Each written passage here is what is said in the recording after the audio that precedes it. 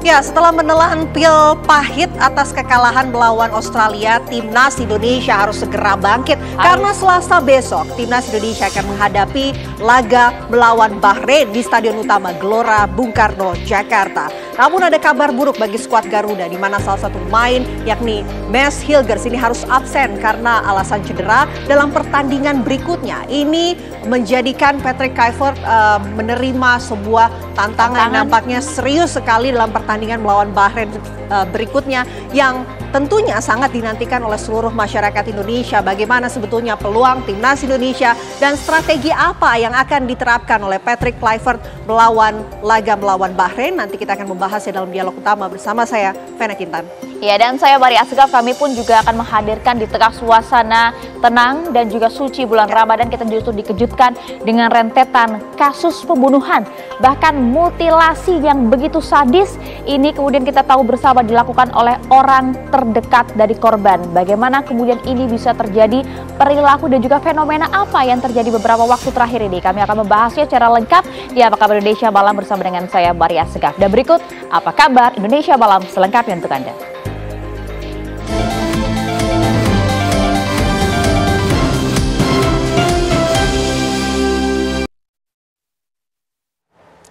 Ya pemirsa, TV One siap mengabarkan informasi tentang perjalanan mudik Lebaran tahun 2025. Ya, total ada 100 kru yang kami berangkatkan sekaligus untuk pemirsa setia TV One.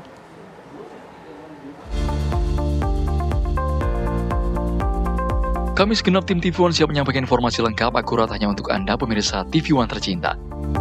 Pelepasan mudik TV One berlangsung seru. Ada Menko Infrastruktur dan Pembangunan Kewilayahan Agus Harimurti Yudhoyono, Kakor Lantas Irjen Pol Agus Suryonugroho, dan tentunya pemimpin redaksi TV One Lalumara Satria Wangsa bersama jajaran. Menko AHY memastikan telah bersinergi lintas kementerian dan lembaga untuk menyambut mudik tahun ini. Kami tentunya bersinergi dengan seluruh kementerian dan lembaga, termasuk tentunya institusi kepolisian, Korlantas, bekerja keras meyakinkan lalu lintas bisa dikelola dengan sebaik mungkin. Kementerian Perhubungan juga demikian, transportasi multimoda, baik melalui darat, laut, udara, kereta api, ini juga harus kita persiapkan dengan sebaik mungkin. Infrastruktur, jalan-jalan juga harus baik. TV One menugaskan tim liputan sebanyak 100 orang secara keseluruhan yang tersebar di berbagai titik.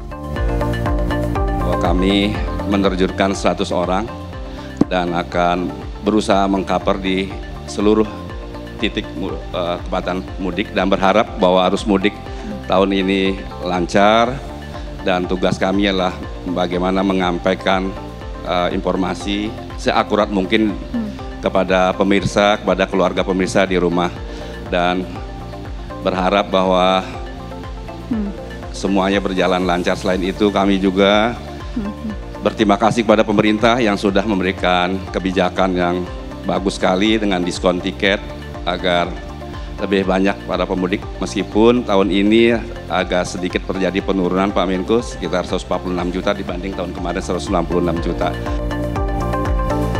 Kakor Lantas Irjen Pol Agus Suryonugroho mengimbau agar para pemudik melakukan persiapan yang matang.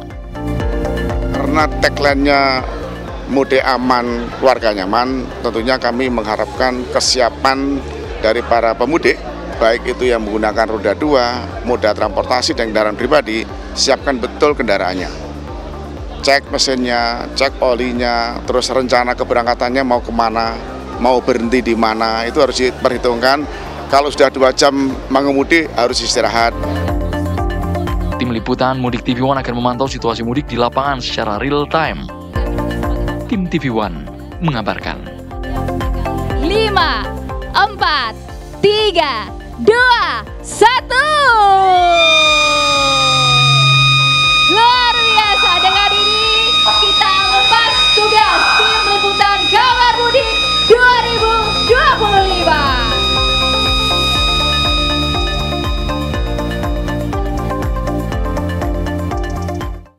Ya, kita hadirkan informasi lain untuk Anda pemirsa. Ratusan mama rela berdesakan dan bahkan saling dorong berebut kupon belanja baju lebaran di Pasar Sentral Polewali Mandar, Sulawesi Barat.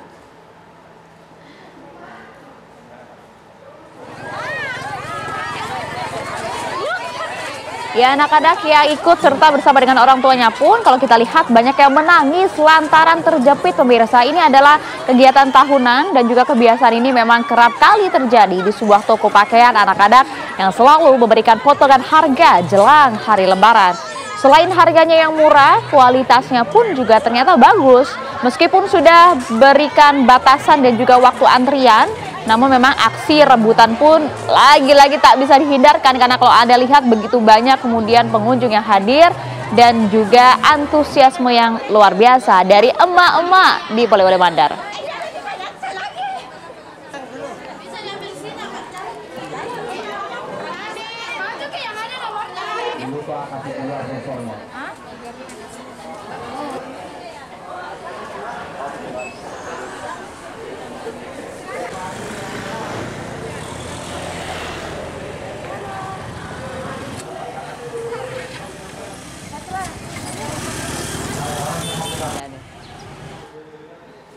Ya, kurang lebih ini sudah sepekan ya menjelang Hari Raya Idul Fitri. Nah, ini kalau sudah sepekan menjelang Hari Raya Idul Fitri, tentu yang sangat dinantikan oleh pemirsa TV One adalah pantauan situasi di sejumlah titik tentunya untuk arus mudik. Kita ajak Anda bergabung bersama rekan-rekan kami. Ada Yohanes Leonardo yang saat ini berada di Pulau Gebang dan juga ada rekan kami Agung Setia yang berada di Cikampek, Karawang, Jawa Barat. Kita menuju ke Yohanes Leonardo terlebih dahulu. Yohanes Leonardo, bagaimana suasana di tempat Anda mengabarkan saat ini? Silakan.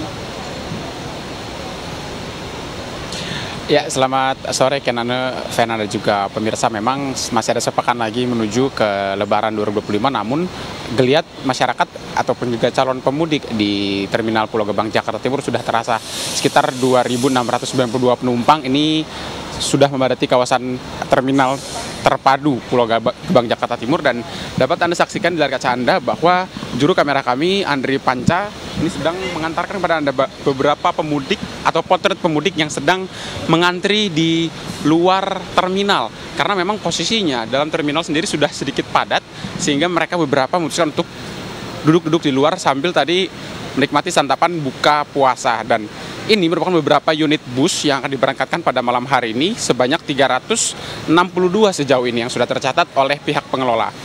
Catatan tersebut masih berpotensi untuk kemudian bertambah karena memang penjualan tiket belum habis dan masih disesuaikan dengan penjualan dari setiap perusahaan otobus yang tersedia di Pulau Gebang, Jakarta Timur. Sebagai catatan pemirsa, kemarin ini ada sebanyak 3.032 bus yang diberangkatkan dari Pulau Gebang, Jakarta Timur.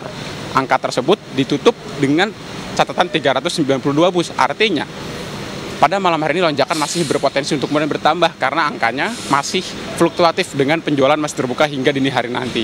Sebagai informasi pemirsa, pada siang hari tadi kami sempat berbincang dengan pihak operator yang mengatakan bahwa memang untuk lonjakan sendiri terasa sekitar 30% pada hari ini. Dan lonjakan tersebut berpotensi untuk kembali bertambah pada tanggal 26 dan juga 27 Maret 2025 yang diprediksikan menjadi puncak arus mudik di Terminal Pulau Gebang, Jakarta Timur. Dan besaran lonjakannya mencapai 50%, diprediksinya pada tanggal 26 dan juga 27 Maret 2025. Sementara ke Anda di studio, Vena dan juga Kenana. Di sini Ardo, ramai sekali nampaknya di sana ya, karena ini merupakan salah satu puncak arus mudik juga yang terjadi di Pulau Gebang. Nah, kalau kita lihat Ardo, sebenarnya wilayah-wilayah mana saja sih yang menjadi tujuan para pemudik di tahun ini, Ardo?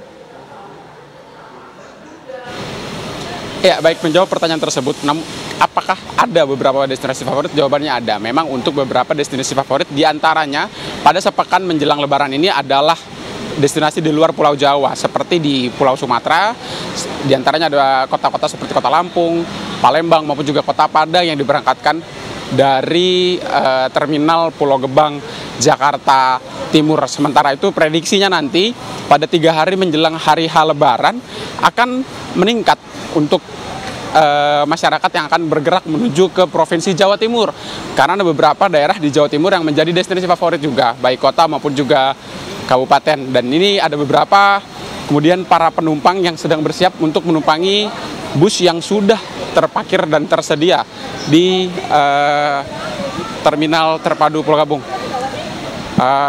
Dan beberapa sudah membawa bawaan yang cukup banyak karena memang masa libur sekolah sudah tiba dan beberapa juga sudah membawa anak maupun juga cucunya untuk kemudian berangkat menuju ke kampung halaman masing-masing. Kami akan mengajak Anda untuk sedikit berbincang dengan beberapa penumpang yang sedang mengantri. Ya, pemirsa, selamat malam, Pak. Dengan siapa namanya, Pak? Siswanto. Pak Siswanto, ini boleh ceritakan Pak, ini mau mudik atau mau nganter atau mau gimana, Pak? Mau nganter mudik. Nganter mudik? Iya. Siapa yang mau mudik, Pak? Istri saya sama anak saya. Boleh diceritakan, Pak, mudiknya kemana dan kenapa Pak Siswanto nggak ikut, Pak? Kalau saya cuma nganter dulu istri saya sama anak saya dulu karena saya masih bekerja. Pulangnya ke Pekalongan. Jadi anak istri pulang duluan nih, Pak? Pulang duluan. Terus kenapa pilihnya dari seminggu sebelumnya, Pak? Kan Bapak belum libur nih? Karena biar liburan di kampung dulu, Pak. Jadi ngerasain bulan puasa di kampung. Jadi rencananya berapa lama, Pak, di Pekalongan? 2 minggu. 2 minggu ya, Pak? Iya. Sampai harus nanti Bapak bisa tiket pulang, Pak? Dadakan, Pak. Nanti dadakan. Ini rencananya mau berangkat jam berapa, Pak? Berangkat jam 6:30. Oke, Pak Siswanto. Semoga anak istri sampai dengan selamat dan Bapak bisa menyusul dengan selamat juga ke kampung halaman, Pak. Terima kasih banyak atas waktunya. Dan tadi adalah sedikit perbincangan kami dengan salah satu calon penumpang begitu yang mengantarkan anak dan istrinya, karena memang seperti yang saya sampaikan bahwa masa liburan sudah tiba untuk bagi anak sekolah, dan kemudian tadi juga anak dan istrinya diberangkatkan terlebih dahulu untuk mengantisipasi kemudian apakah ada kepadatan ataupun juga kehabisan tiket di masa menjelang Lebaran 2025. Sementara demikian, Ken dan juga Vena kembali ke studio di Pulau Gadung, Jakarta. Ya, terima kasih Yohanes Leonardo langsung dari Terminal Bus Pulau Gebang. Wah, ternyata nggak cuma di wilayah Jawa saja, bahkan ada jauh tujuannya menuju ke Sumatera ya. Kalau gitu kita coba lihat bagaimana kemudian kondisi di Tol Cikampek ini, karena juga banyak pula para pemudik yang sudah mulai bepergian ke sejumlah wilayah di Jawa Timur dan juga di Jawa Tengah. Agung Prasetyo, kondisi malam hari ini seperti apa di Cikampek?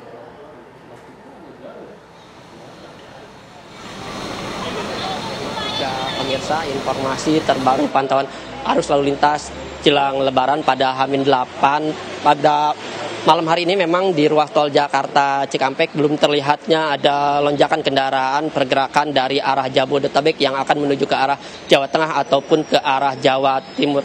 Dan di tempat kami mengabarkan saat ini yaitu di gerbang tol Cikampek Utama, yang mana memang kendaraan yang dari arah Jakarta dapat melaju dengan kecepatan normal antara 80 sampai 100 km per jam.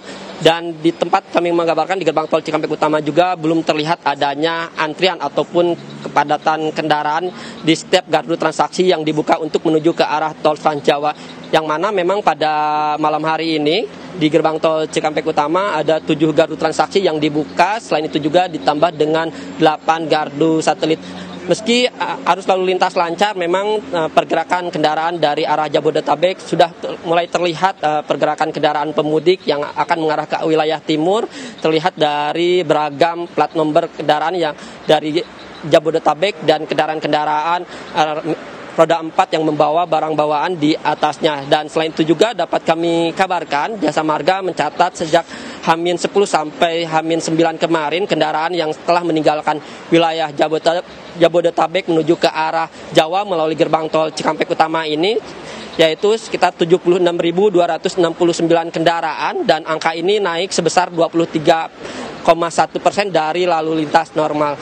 Dan dapat kami informasikan juga kepada pemirsa, meski arus lalu lintas pada malam hari ini lancar, tetapi Jasa Marga dan kepolisian menyiapkan berbagai skema rekayasa lalu lintas, yang mana untuk skema rekayasa lalu lintas yang dimulai yaitu pembatasan angkutan barang ataupun kendaraan sumbu 3 yang melintas di ruas tol Jakarta Cikampek akan dibatasi mulai tanggal 24 Maret sampai 8 April. Selain rekayasa lalu lintas itu juga nantinya pada musim arus mudik Lebaran akan diberlakukan kontraflow, yang mana kontraflow juga akan diberlakukan dari kilometer 47 Karawang Barat sampai kilometer 70 gerbang tol Cikampek Utama ini. Dan selain kontraflow juga pada tanggal 27 Maret nantinya akan diberlakukan one way dari gerbang tol Cikampek Utama sampai gerbang tol Kalikangkung atau kilometer 414. Dan dapat kami informasikan juga selain 3 rekayasa lalu lintas tadi, nanti juga pihak kepolisian dan Jasa Marga akan memberlakukan ganjil genap di ruas tol Jakarta Cikampek, yaitu dimulai dari kilometer 47. Dan sementara itu yang dapat kami kabarkan, kembalikan ke Anda di studio, Maria. Baik, terima kasih Agung Prasetyo atas laporan Anda langsung dari tol Cikampek, Jawa Barat. Sebelumnya juga ada Yohanes Leonardo yang berada di Terminal Pulau Gebang. Selamat bertugas rekan-rekan.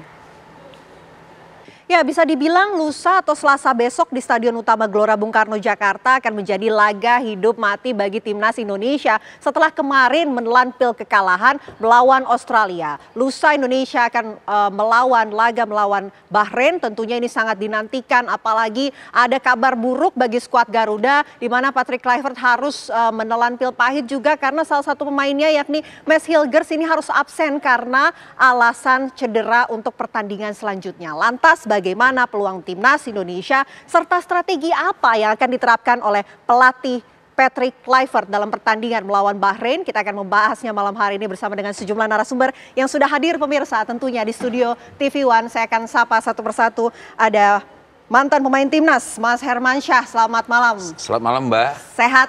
Alhamdulillah Walaupun sehat. sedih kita harus segera bangkit. Betul, ya tentunya. Kita lemes nih. Agak-agak lemes. Oke, di sebelah Mas Hermansyah mungkin Mas Akmal ini juga lemes selaku pengamat sepak bola. Apakah lemas atau tentu akan lebih semangat begitu untuk menyambut pertandingan hari Selasa Harus besok? semangat kan habis buka puasa. Habis buka puasa, oke, masuk Mas Akmal.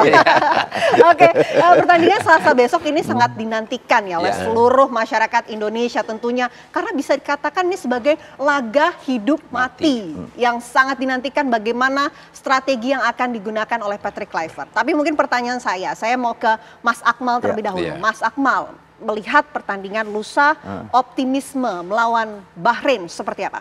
Ya, harus punya optimisme ya. Kalau kita bicara rekor pertemuan misalnya, sejatinya kita dengan Bahrain ini punya rekor yang berimbang. Walaupun kita 2 kali menang, 3 kali imbang, 3 kali kalah. Tapi 2 kemenangan kita adalah 2 kemenangan yang punya sejarah. Yang pertama adalah kita menang di Piala Asia. Itu adalah kemenangan pertama ketika kita mengalahkan Bahrain 2-1 ketika itu. Dan itu adalah catatan sejarah yang sangat bagus. Yang kedua, kita menang juga di GBK dengan skor 2-1 di Piala Asia juga. Dengan gol yang dicetak oleh Bambang Pamungkas dan Budi Sudarsono ketika itu. Ini menggambarkan bahwa kita punya catatan bagus ketika main di Stadion Gelora Bung Karno Senayan, kita bisa menang melawan Bahrain. Artinya modal ini diharapkan bisa menjadi stimulan buat tim nasional di bawah arahan pelatih Patrick Kluivert untuk membuktikan bahwa mereka memang punya kemampuan untuk bisa mengalahkan Bahrain. Karena Bahrain ini adalah kunci. Kalau kita bisa mengalahkan mereka, maka secara otomatis tiket untuk lolos ke babak keempat kualifikasi Piala Dunia akan kita dapatkan. Karena rival utama kita sejatinya tinggal 2, yakni Bahrain dan Cina. Dan dua-duanya kita main di kandang. Artinya ini adalah momentum buat kita untuk mengambil kemenangan. Karena di laga sebelumnya pasti akan dibanding-bandingkan dengan hasil yang sudah diraih oleh Sintayong. Ketika ditangani Sintayong, kita tahan imbang Bahrain 2-2 di Bahrain. Artinya di sini Patrick Kluivert pasti punya beban seperti halnya kemarin melawan Australia. Bersama Sintayong ditahan 0-0 tapi kita kalah 1-5. Artinya ada tekanan moral di sini kepada tim pelatih Patrick Kluivert bersama para stafnya. Ada Alex Pastor, kemudian ada Gerard Van Aanberg, kemudian Daniel Hazard, untuk membuktikan ini adalah debut mereka pertama kali di Indonesia kan. Artinya mereka harus memberikan kesan baik karena tekanan kan sekarang di publik begitu besar kepada Kluivert. Bahkan kemarin setelah kalah saja tagar Kluivert out saja sudah muncul dan bertebaran di mana-mana. Bahkan yel-yel di Sydney ketika kita sebelum pertandingan selesai sudah ada yang meneriakan Sintayong seperti itu. Nah, bukan mustahil kalau kemudian hasil buruk terjadi di laga di GBK, hal semacam itu akan terjadi lagi. Nah, ini akan menjadi menurut saya pertaruhan buat uji kepantasan Patrick Kluivert sebagai pelatih tim nasional Indonesia. Oke, laga hidup mati uji kepantasan bagi Patrick Kluivert. Tapi kalau kita melihat dalam pertandingan kemarin melawan Australia, faktor apa yang sebetulnya membuat timnas Indonesia bermain begitu kalau kita lihat permainannya sangat agresif begitu di awal, kemudian ke belakang makin longgar, Mas Akmal. Ya, kalau kita lihat 15 menit pertama sebenarnya kita cukup menjanjikan penampilan kita ya dengan sepak bola agresif yang diperagakan oleh Patrick Kluivert. Karena bagaimanapun Patrick Kluivert menginginkan kita meraih poin di laga melawan Australia ini. Nah, momentumnya hilang ketika kita dapat penalti tapi Kevin Dick gagal mengeksekusi penalti. Dari situ kemudian mental pemain drop, apalagi 2 menit kemudian justru giliran dari Australia yang dapat penalti dan gol. Kalau saya ini mengingatkan di Piala Asia U23 2023 lalu ketika kita berhadapan dengan Australia ceritanya juga hampir sama. Australia dapat penalti ketika itu kemudian dieksekusi tapi diamankan oleh Hernando Ari. Setelah itu mental Australia jatuh dan kita akhirnya bisa menang melawan Australia. Hampir sama lah kejadiannya. Nah, ini yang kemudian membuat kita kehilangan kehilangan momentum ketika sudah kebobolan 1-0 lewat golnya lewat gol Miller ketika itu, dan akhirnya kita 2 menit kemudian kebobolan lagi. Ada sedikit masalah menurut saya. Yang pertama, koordinasi di lini belakang kita lemah. Kemudian yang kedua, high defense kita terlalu tinggi ya. Defense kita terlalu tinggi antara Jay Inches dengan Hilgers terlalu naik terlalu depan, sehingga kemudian ada gol yang kejadian gol kedua kalau tidak salah itu kan terjadi karena defense kita terlalu tinggi, kemudian ada umpan terobosan yang pada akhirnya bisa dimanfaatkan karena 2 pemain kita, Messilger dan Jay Inches ketinggalan untuk mengejar striker Palufei dari Australia. Nah, ini juga harus dibenahi termasuk lini tengah. Posisi Nathan Choaon, saya juga agak heran ketika Nathan Choaon dimainkan padahal di klubnya mereka punya menit bermain cuma 5 menit gitu kan. Beda misalnya dengan Joey Palupesi yang main rutin tapi tidak dimainkan. Artinya ada banyak formasi atau skuad yang sebenarnya menurut kita dia tidak pas untuk memainkan pola yang dimainkan oleh Patrick Kluivert. Nah, karena itu harus melawan Bahrain harus ada perombakan line up. Dan yang paling menjadi catatan saya adalah saya tuh nggak tahu, saya melihat ada apa dengan Messilger. Messilger ini kejadiannya hampir sama ketika kita kalah 1-3 di Cina kan. Ketika itu Messilger juga defense terlalu tinggi dan beberapa 1 gol terjadi hampir mirip dengan 1 golnya Bahrain.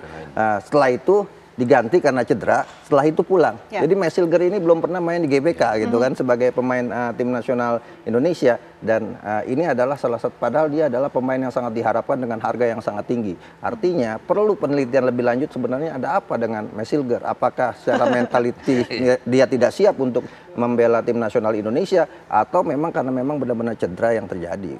Oh, itu persoalan lain ya. Nanti kita bahas lebih lanjut mengenai Messilger. Tapi Mas Hermansyah, saya mau minta analisanya kalau dari Mas Akmal mengatakan formasinya ya dalam pertandingan melawan Australia kemarin yang tidak pas begitu. Harus ada perombakan formasi tentunya dalam pertandingan berikutnya yang sangat dinantikan ini melawan Bahrain. Betul, menurut saya setuju dengan Bung Akmal ya. Jadi dari sisi pertahanan juga yang tadi bilang koordinasi. Saya menyikapi tentang Martin Weiss. Saya berpikir dia akan memberikan terbaik untuk Indonesia. Ternyata kemarin saya perhatikan, saya catat juga. Apa tuh catatannya? Gol keempat, gol kelima, bola servis dari corner kick. Dia lakukan yang sama golnya. Ketika dia scanning sudah bagus, posisi sudah bagus, ngambil keputusan itu daerah box goalkeeper. Itu dia harus keluar dari situ. Karena gol kelima pun terjadi seperti itu. Dan komunikasi harusnya kan dia lantang sebagai palang pintu terakhir di gawang, dia harus komunikasi dengan defender. Dia harus teriak, jaga ini. Mau nggak mau, karena kita udah ketinggalan. Ketinggalan 2-0 waktu itu. 3-0. Jadi harus betul-betul dia koordinasi dengan pemain belakang harus ketat. Dan disitulah dia membuat keputusan yang akhirnya ketika lawan sundul bola, Martin Weiss hanya terdiam saja, ngambil reaksi sebentar aja, tidak mengikuti situasi dalam pertandingan dalam bola crossing dari corner kick. Chemistry dan komunikasi begitu? Ya, chemistry dari komunikasi dengan with defender. Harusnya itu terjalin dengan instan. Jadi komunikasi terus berjalan. Ya, pada saat kita diserang, ya pada saat kita menyerang juga. Jadi kemarin kayaknya putus tuh antara goalkeeper dengan defender. Oke, tentu kalau kita bicara soal performa Martin Weiss kemarin, rasanya dalam pertandingan Bahrain ini perlu ada perombakan seperti ini sih soal formasi ya. Nah, kalau dari Mas Hermansyah melihat besok begitu lusa, siapa yang harusnya berada di posisi kiper? Nah, ini momennya pas ya untuk pergantian goalkeeper. Tapi sekarang tergantung dari pelatih kipernya komunikasi dengan Martin Weiss. Otomatis Martin secara psikolog dia agak drop. Oke, secara psikologis drop ya. Dia harus komunikasi dengan pelatih kiper dan taruh harapan kepada Emil dan harus komunikasi. Dan ini mohon pas untuk bisa menampilkan Emil di pertandingan melawan Bahrain. Emil Audero. Audero Mulyadi. Tentu kan Patrick Kluivert dalam menentukan siapa-siapa formasi-formasi pemain pasti tentu ada pertimbangan tersendiri begitu. Ya. Tapi kalau dalam pertandingan melawan Australia kemarin, kenapa bukan Audero begitu yang diterjunkan? Nah, justru itu mungkin melihat penampilan sebelumnya Martin Paes kan bagus. Justru itu saya agak sedikit juga kaget ya, kenapa kok Martin Paes kemarin penampilan tidak yang sesuai dengan harapan saya. Ya, ketika dia lawan Australia, ya, dia penampilan konsisten. Kemarin dari pertandingan lihat dari sudut pandang saya sebagai pelatih kiper, itu nggak ada karakternya dia bermain. Karena gol keempat, mungkin kalau seandainya, biasanya penalti dia bisa antisipasi itu. Yang dapat dari penalti dari Australia itu, kalau itu mungkin dapat ya, ditepis sama Paes, mungkin lain cerita itu, Martin Paes. Karena ada penalti kita kan. Biasanya penalti dia antisipasinya bagus tuh. Nggak tuh kok hilang apanya karakternya dia bermain itu. Jadi bicara soal adanya kemungkinan mungkin Emil Audero akan diterjunkan dalam pertandingan melawan Bahrain. Apakah nanti jika memang terjun begitu akan memberikan dampak ataupun efek yang positif atau justru negatif untuk keseluruhan timnas? Kalau menurut saya penampilan Emil juga setara dengan Martin ya. Artinya gini loh, sudah kelas dunia ya. Jadi dia pinjaman dari Como ke Palermo ya. Jadi otomatis dari segi pengalaman ya, tekanan-tekanan yang tinggi juga sudah dialami oleh Emil ya. Kemungkinan besar juga mungkin pelatih kepala juga akan merekomendasikan juga mungkin kepada pelatih kipernya. Kalau menurut pandangan saya ya. Jadi nggak usah khawatir tentang Emil dari segi penampilan dia. Oke, Mas Akmal. Ya, kalau saya lihat kan bicara Martin Paes ini sudah 7 pertandingan kebobolan 14 gol. Secara psikologi mungkin perlu ada waktu dia rest untuk kemudian mengembalikan moralnya, sekaligus juga memberikan tantangan buat Martin Paes bahwa dia tidak ada di zona nyaman gitu. Apalagi kemudian pelapisnya juga bukan kiper kaleng-kaleng gitu, Audero Mulyadi yang baru kemudian disumpah menjadi warga negara Indonesia. Artinya ada persaingan kiper sebenarnya. Dua-duanya ini karena adalah kiper-kiper besar yang punya nama besar. Martin Paes di MLS di Amerika Serikat, kemudian Audero Mulyadi ada di Palermo, pernah main di Como, pernah main di Inter, pernah main di Sampdoria, pernah main di Juventus. Artinya kalau bicara kurikulum vitae, Emil Audero Mulyadi itu punya kurikulum vitae lebih lebih baik dibanding dengan Martin Paes gitu kan. Bicara kurikulum vitae, apalagi Serie A kan lebih lebih kompetitif dibandingkan dengan MLS. Artinya ini juga kesempatan buat Audero Mulyadi untuk main gitu. Kalau seandainya misalnya dalam 2 pertandingan ini Audero Mulyadi tidak main, justru akan ada konflik internal di dalam gitu. Saya mau menjadi warga negara Indonesia, mau main sebagai pemain tim nasional Indonesia. Ketika saya kemudian tidak diberikan kesempatan untuk debut, pastinya akan ada gesekan-gesekan. Nah, problem-problem gesekan-gesekan ini, Vena, ini akan kemungkinan bisa terjadi juga di tim nasional kita, dan inilah yang harus diredam oleh oleh Patrick Kluivert. Karena saya memberikan catatan sedikit apa yang dikatakan oleh Robert Maskan, itu analis sepak bola dari Belanda, yang mengatakan bahwa tim ini terlalu disupermewahkan, seolah-olah ini tim yang bisa menaklukkan dunia dengan mudah gitu, seperti halnya Galacticos di Real Madrid. Padahal ini hanya kumpulan pemain-pemain yang memang di Indonesia punya grade-nya lebih di atas pemain-pemain Indonesia, tapi secara tim ini belum bisa bermain sebagai sebuah kekuatan tim. Karena bagaimanapun misalnya Martin Paes, Mesilgers dengan Jay Inches kan sudah 2 kali ditandemkan, tapi komunikasinya tidak begitu bagus. Beda dengan kemudian Jay Inches dengan Rizky Ridho. Nah, menurut saya itu akan ada perubahan. Nah, misalnya di lini tengah, mungkin Nathan Choaon kehilangan atmosfer pertandingan karena tidak banyak bermain bersama klubnya. Nanti akan diberikan kesempatan kepada Joy Polpesi untuk bermain, dan saya pikir situasi dan perubahan harus dilakukan oleh Patrick Kluivert untuk mengambil momen yang menurut saya ini momen wajib menang buat Indonesia. Jadi tidak ada pilihan buat Patrick Kluivert, tidak ada pilihan untuk menang atau semakin kuat orang meneriakan Patrick Kluivert out. Apakah dengan adanya Audero ini akan menjadi poin penting? Tapi ditahan nanti ya, Mas Akmal, Mas Hermansyah. Kita jeda terlebih dahulu. Apa kabar Indonesia Malam akan kembali untuk Anda sesaat lagi. Anda kembali menyaksikan Apa Kabar Indonesia Malam. Kalau kita sama-sama simak judul dialog kita ini menarik ya. Ini mungkin bisa direspon dulu. Judulnya adalah Timnas mesti bertahan untuk menyerang. Analisa Mas Akmal. Ya, saya pernah beberapa kali ketika Sintayong digantikan oleh Patrick Kluivert, saya selalu mengatakan dengan analogi ya, al-muhafazu ala salafi sholih wal akhzu bil jadidil aslah. Pertahankan peninggalan pelatih lama yang bagus, kemudian lakukan perubahan atau perbaikan-perbaikan dari sisi yang masih kurang. Salah satu peninggalan yang paling bagus dari Sintayong adalah bagaimana pola kompetisi dia yang sangat luar biasa, sehingga sulit sekali untuk dibobol lawan. Sayangnya itu yang kemudian ditinggalkan oleh Patrick Kluivert karena dia merasa dengan pola menyerang yang dia punya dia bisa mengalahkan Australia. Tapi faktanya Australia justru memainkan gaya bermain yang sedikit menunggu, yang pada akhirnya mencari celah kesalahan tim kita. Sebenarnya apa yang dialami oleh Sintayong berbeda dengan Kluivert. Sintayong itu udah punya pengalaman ya, ketika berhadapan dengan Australia. Ketika dia pertama kali berhadapan dengan Australia kan kalah 4-0 di Piala Asia ya, di mana kemudian Sintayong belajar dari situ, menganalisa, mengevaluasi bahwa Australia waktu menang 4-0 melawan Indonesia di Piala Asia, Australia juga tidak bermain menyerang. Mereka hanya menunggu kesalahan Indonesia di lini belakang untuk kemudian dimaksimalkan. Hal itu juga diulang ketika berhadapan dengan Patrick Kluivert. Tapi Sintayong ketika kemudian main di Jakarta, dia berpikir sulit untuk membuat Australia kalah dengan mentalitas yang mereka punya. Maka pilihannya adalah kita harus curi poin melawan Australia di GBK. Ya pilihannya bermain dengan compact defense dan bertahan gitu. Sebenarnya kenapa Sintayong bermain bertahan? Jawabannya ada di ketika Patrick Kluivert kalah 1-5. Itulah yang kemudian menurut saya juga tim dari Patrick Kluivert ini untuk melakukan evaluasi, tim analisnya bagaimana melawan Bahrain ke depan gitu kan. Karena apa? Bahrain ini sangat tricky mainnya. Berbeda dengan Australia, tricky, pemainnya nakal, cengeng, sering jatuh-jatuh gitu. Dan jangan sampai kemudian diturunkan misalnya pemain-pemain yang punya emosi tinggi. Nah, ini kan kita ada Justin Hubner yang sering dapat kartu merah, kemudian ada Rafael Struijk yang juga agak emosional. Bahkan sebelum pertandingan kan Bahrain sudah memberikan sayur-sayur kepada Indonesia. Misalnya pelatihnya Dragan Talajic mengatakan kita nggak melawan Indonesia, kita melawan Belanda ini, gitu kan.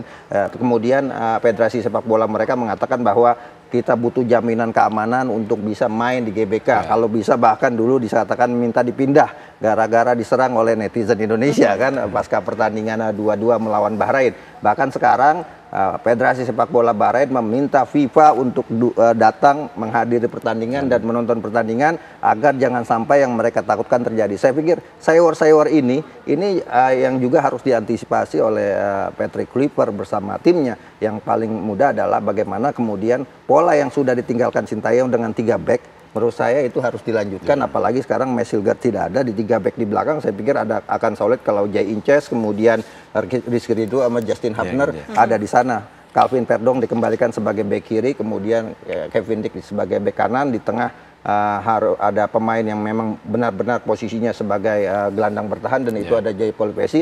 Saya pikir kalau itu dilakukan dan dengan persiapan yang dilakukan saat ini beberapa hari lebih banyak dibandingkan ketika melawan Australia, saya pikir ini adalah momentum buat kita bisa memenangkan pertandingan melawan Bahrain. Karena apa? Pasti publik memberikan tekanan besar seperti itu. Kita pernah menang dulu zamannya zamannya Ivan Kolev tanpa pemain diaspora. Kita bisa menang 2-1 melawan Bahrain. Begitu juga di Piala Asia sebelumnya kita bisa menang lawan dengan sekarang materi pemain yang saya bilang tadi, Los Galacticos, dengan harganya yang sampai 638 miliar, bahkan mengalahkan harga pemain Australia kemarin yang menang 5-1. Ini menggambarkan bahwa publik punya ekspektasi besar tim ini bisa menang melawan Bahrain. Oke, kita sekarang bicara soal lini-lini. Mas Hermansyah mungkin punya analisa lain, lini mana yang kemudian harusnya diterjunkan dalam pertandingan lusa besok? Yang penting, Mbak, komunikasi goalkeeper dengan defender harus kuat. Yang tadi dibilang Mas Akmal. Jadi harus komunikasi, terutama kiper.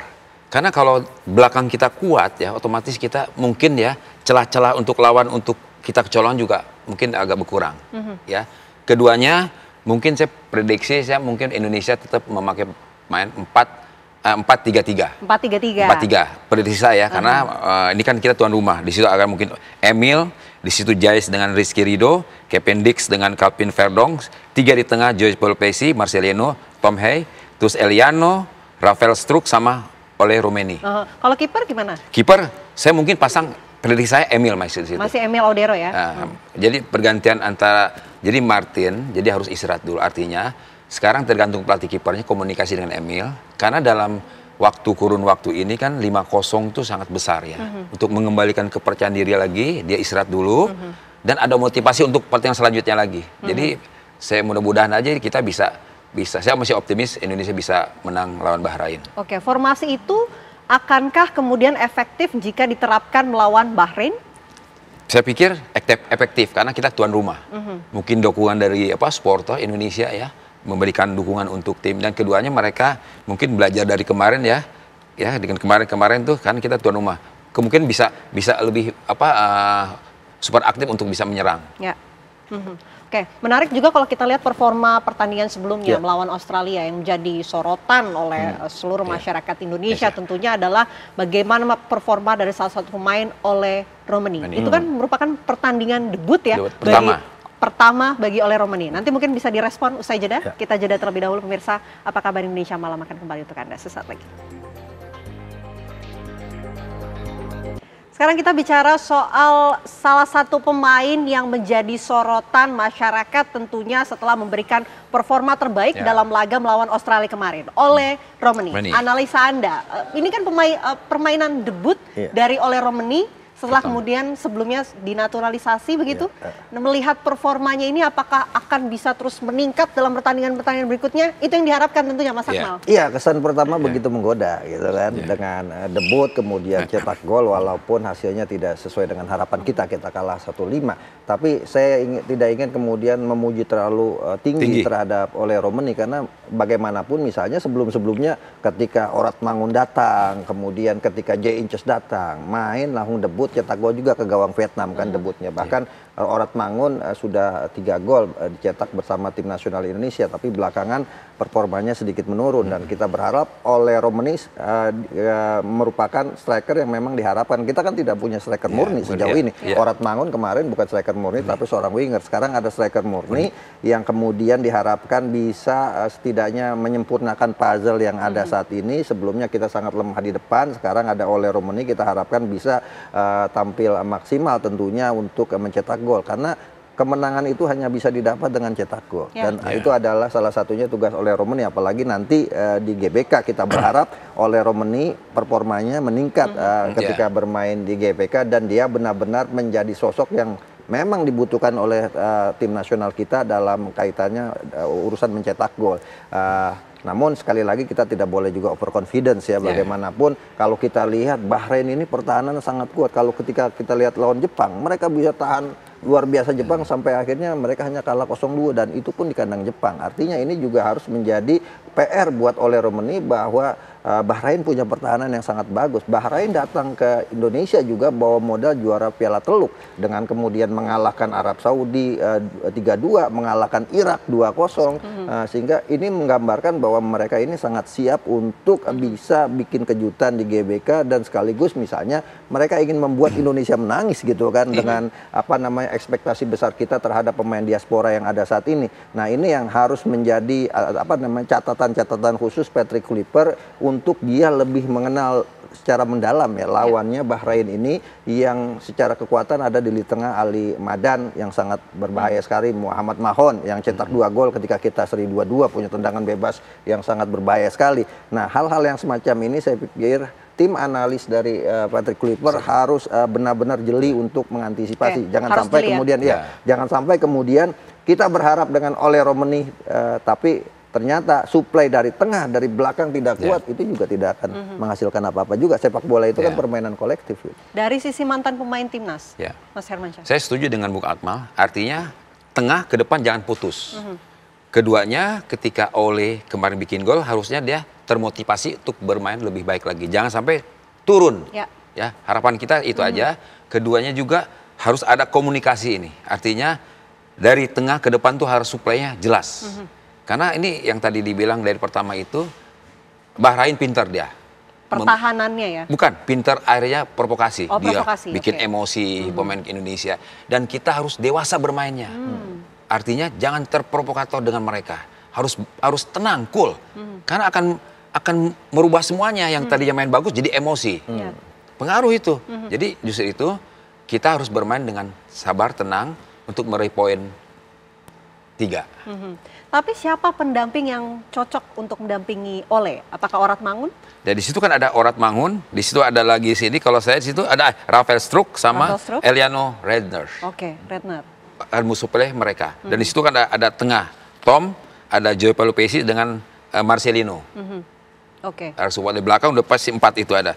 Kevin Perdong, Jazz Injes, Ricky Ridho sama Kevin Dix. Belakang Emil. Saya rasa formasi yang prediksi saya itu cukup bagus. Itu Mas Hermansyah. Kalau Mas Akmal bagaimana? Saya justru akan main dengan 3-4-3 karena menurut saya dengan 3 back itu Indonesia sudah terbiasa pemainnya gitu kan. Dengan 4 back kemarin agak sulit kemudian dalam hal koordinasi ya, karena hanya terpakai di posisi poros tengah itu cuma ada 2 pemain. Kalau pakai 3 di poros tengah itu ada 3 pemain, dan itu kolaborasinya yang menurut saya sudah cukup bagus ya sejauh ini. Bersama Sintayong ada Justin Hubner, saya berpikir kiper saya setuju akan ada rotasi di mana Martin Paes mungkin akan dicadangkan diganti Emil Audero. Di 3 di belakang adalah Rizky Ridho, kemudian Jay Inces dan Justin Hubner. Nih 3 pemain ini sebenarnya sangat solid sekali, karena catatan statistiknya adalah bahwa dalam 5 pertandingan 3 kali clean sheet mereka bermain bertiga. Artinya ini jaminan bahwa pertahanan akan lebih solid dengan 3 back. Kemudian back sayap kanannya Kevin Dix, sayap kirinya Kelvin Perdong, tengah di duanya adalah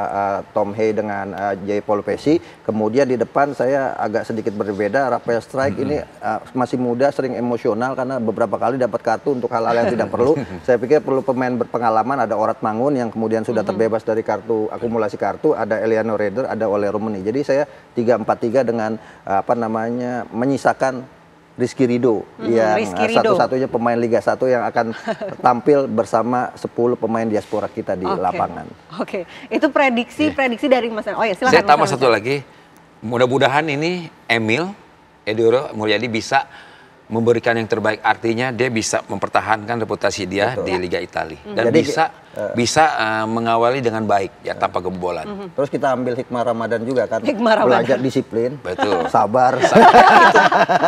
Yang penting menjauhkan dari segala sesuatu yang dilarang yang akhirnya kartu merah. Sabar apalagi melawan Bahrain, jangan sampai terprovokasi gitu ya. Karena memang ahlinya tuh provokasi Bahrain kan. Mudah-mudahan hikmah Ramadan ini benar-benar bisa diterapkan ya dalam pertandingan lusa ya. Tapi saya optimis, Mbak. Optimis Indonesia bisa meraih kemenangan. Oke, itu yang semua masyarakat Indonesia sama-sama harapkan. Mudah-mudahan Indonesia bisa menjaga dan juga membawa kemenangan tentunya untuk Indonesia dalam pertandingan melawan Bahrain besok. Terima kasih banyak Mas Akmal, terima kasih Mas Hermansyah. Kita nantikan pertandingan lusa, kita nonton bareng-bareng sama-sama ya. Terima kasih, selamat malam. Malam. 2 pembunuhan dilakukan di 2 kota oleh pelaku berdarah dingin. Pembunuhan di Bantul, daerah istimewa Yogyakarta, dilakukan Muhammad Raffi Ramadan dengan menyimpan jenazah korban Enggal di Kapuspita, gadis asal Sleman, dengan rapi selama 6 bulan. Kejahatan Raffi baru terungkap setelah teman Enggal melihat Raffi menggunakan sepeda motor korban, padahal tak pernah ada keluarga maupun teman yang melihat Enggal selama 6 bulan terakhir. Warga sekitar pun baru tahu ada pembunuhan di sana setelah polisi menghubungi kepala lingkungan untuk melakukan penyelidikan di rumah kontrakan itu.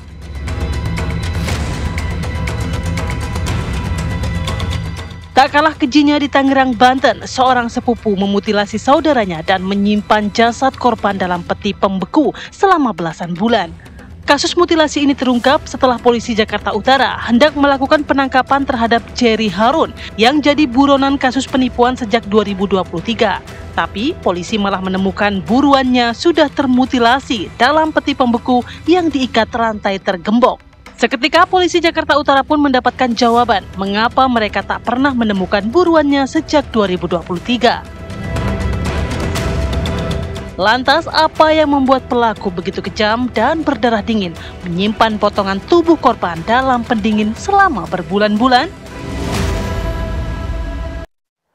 Ya, mendengarkan tadi kita nggak habis pikir, nggak bisa masuk di nalar begitu ya. Bagaimana kemudian ada seorang yang terdekat dari korban bisa melakukan hal yang begitu sadis, bahkan juga dilakukan dalam kondisi sadar. Kita ingin membahas hal ini pemirsa bersama dengan narasumber kami sudah hadir di studio Apa Kabar Indonesia Malam. Kita akan berbincang bersama dengan Mas Luki selaku dengan kriminolog. Selamat malam Mas Luki Nur Haryanto. Malam Sehat? Mbak.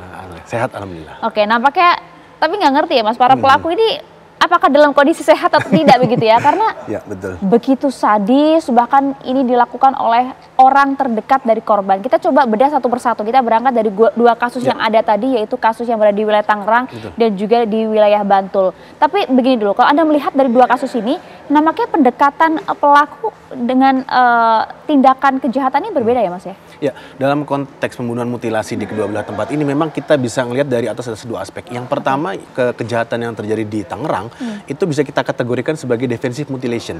Jadi saat kemudian akumulasi emosi yang tidak tertahankan lagi dan dia sudah melakukan tinggal bersama sudah cukup lama dan kemudian ada interaksi sosial yang mungkin kita adanya kekerasan di sana, adanya kemudian ejekan-ejekan yang terdefinisikan bahwa itu bagian dari bagaimana kemudian dia harus menampilkan secara babi buta, itu menjadi atribut dari defensive mutilation tersebut. Jadi mereka sudah melakukan persiapan-persiapan secara matang dan mereka sudah melakukan bagaimana kemudian untuk bisa menghilangkan barang buktinya. Yang kedua, jika di Bantul ini kita bisa kategorikan sebagai aggressive mutilation. Aggressive mutilation ini yang kemudian menjadi sangat berbahaya karena itu bisa menimpa siapa saja. Dalam konteks permasalahan yang bersifat sepele pun, terutama adalah bagaimana kemudian relasi percintaan yang bersifat toksik atau kemudian relasi kekeluargaan yang tidak kemudian bisa menemukan solusi yang cukup baik, maka aggressive mutilation adalah bagaimana kemudian mereka melampiaskan atas dasar hal-hal yang cenderung dalam tanda kutip itu sangat sepele. Kurang lebih demikian. Oke, jadi yang pertama memang nampaknya sudah direncanakan begitu ya, tapi yang kedua memang perilakunya terjadi karena agresif adanya stimulus agresi tadi. Oke, kalau begitu Mas, kita coba lihat yang di wilayah Tangerang terlebih dahulu. Kalau Anda tadi sampaikan ini memang sudah terencana, Anda melihatnya dari mana Mas? Ya, bagaimana kemudian pelaku ini ada rasa emosi yang sangat mendalam kepada korban dan kemudian bagaimana dia sudah memberi peralatan dalam tanda kutip seperti itu, dan yang ketiga adalah dia sudah berupaya untuk menciptakan wahana atau kemudian sarana untuk bisa menghilangkan barang buktinya dari yang mulai dari tempat A kemudian dipindahkan ke tempat B sampai kemudian dia sudah menyiapkan freezer untuk bisa korban tidak ditemukan lagi. Yang keempat adalah dia melakukan tindakan-tindakan manipulatif. Saat kemudian pertama kali dia diinterogasi oleh kepolisian, dia tidak ingin mengakui. Yang kedua adalah dia berupaya untuk menjadikan apa yang sudah dia lakukan itu sebagai tindakan-tindakan yang publik seharusnya tidak diketahui secara umum. Oke, Anda melihat itu dilakukan secara sadar, Mas Luki? Ya, memang ini menjadi salah satu hal yang sangat ironis ya. Saat kemudian hubungan yang bersifat sedarah seperti ini kemudian diakhiri dengan mutilasi, maka bisa kita lihat, bisa kita kategorikan bahwa ada kecenderungan pelaku-pelaku seperti ini mendekati arah-arah psikopat seperti itu. Karena mereka tidak lagi memiliki empati terhadap anggota keluarga. Empati ini bisa kita breakdown bagaimana kemudian mereka secara sadar itu tinggal kurang lebih setahun dengan korban yang sudah dimutilasi tersebut. Yang kedua adalah mereka akan berperilaku sangat manipulatif. Mereka akan berupaya untuk menjadikan alasan bahwa adanya emosional atau kemudian bagaimana pelampiasan secara babi buta kepada korban. Yang ketiga, mereka berada pada ranah yang tidak lagi bisa membedakan apa yang mereka lakukan ini salah atau kemudian apa yang mereka lakukan ini benar. Sehingga mereka menjadikan aktivitas tersebut sebaiknya adalah tidak kemudian terungkap atau kemudian terekspos kepada aparat penegak hukum seperti itu. Tapi nampaknya kami tidak ingin menganggap itu sebagai normalisasi, begitu, menganggap itu kebenaran agar pelaku ini juga mendapatkan hukuman yang maksimal gitu. Kalau kemudian kita melihat dalam kasus ini, nggak bisa masuk di akal begitu ya. Mereka bahkan sudah mempersiapkan ada freezer box di sana. Kemudian setelah dimutilasi korban ini dimasukkan ke sana, bahkan juga sempat dibumbui, Mas, agar tidak bau ya. Agar tidak tercium baunya dan juga tinggal cukup lama bersama dengan korban ini. Kalau kita bisa menyelami secara psikologis perilaku dari pelaku ini, apa yang terjadi sebenarnya? Ya, kalau tadi berkaca kepada kasus Tangerang dan kemudian kasus di Bantul, memang saat kemudian telah terjadi mutilasi, maka mereka memiliki satu pola yang sama.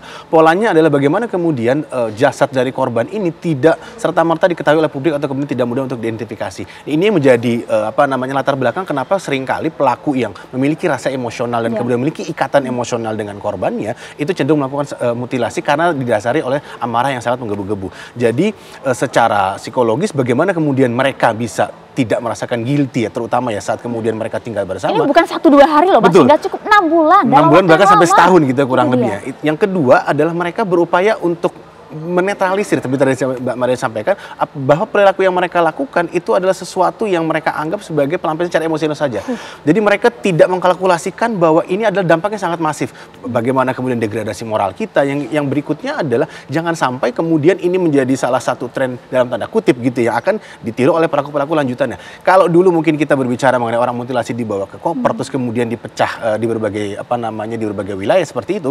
Nah sekarang adalah saat kemudian itu dalam tanda kutip gitu ya dilepas atau kemudian dibuang ke masyarakat luas, maka identifikasi terhadap korban itu akan lebih meningkat lagi. Akhirnya mereka lakukan adalah lebih baik mereka menyimpan mayat tersebut secara tertutup gitu agar mereka tidak diketahui sebagai pembunuhan mutilasi dari yang mereka lakukan. Dan tindakan sekali lagi ini bukan tindakan yang kemudian bisa dimaklumi dengan biasa saja gitu ya Mas. Tindakan mutilasi ini kalau Anda melihat kan butuh persiapan yang cukup panjang dan juga tidak bisa dilakukan begitu saja gitu, harus menggunakan alat khusus dan juga prosesnya juga panjang. Anda melihat ini para pelaku ini melakukan ini pertama kali atau mereka berasal dari mana ya Mas, memiliki ide untuk seperti itu ya? Betul, untuk bisa melakukan tindakan sekeji ini Mas Lutfi? Ya, jika memang dikatakan bahwa ini adalah proses pembelajaran, tentu tidak bisa kita benarkan seperti itu. Tapi seringkali dalam konteks mutilasi kita bisa gradasi atas ada 3 aspek. Yang pertama adalah terjadi pembunuhan awal. Pembunuhan awal inilah yang harusnya pada